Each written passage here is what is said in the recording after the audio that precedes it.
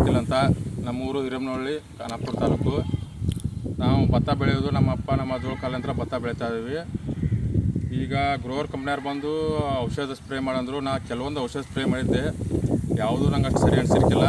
ಇವ್ರು ಬಂದು ಮಾಡಂದರು, ನಾನು ಸ್ಪ್ರೇ ಮಾಡಿದ್ದೆ.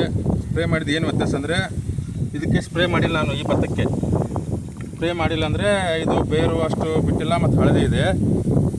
ಈ ಪ್ಲಾಟ್ ಏನಿದೆಲ್ಲ ಇದನ್ನು ಸ್ಪ್ರೇ ಮಾಡಿದ್ದೇನೆ ನಾನು. ಕಾರ್ಟೋಸು ಮತ್ತು ರೇನೆಸು ಇದು ಸ್ಪ್ರೇ ಮಾಡಿದಾಗ ಇದು ಬೇರು ಜಾಸ್ತಿ ಬಿಟ್ಟೆ, ಡಬ್ಬಿನೂ ಚಲೋ ಮಾಡಿದೆ.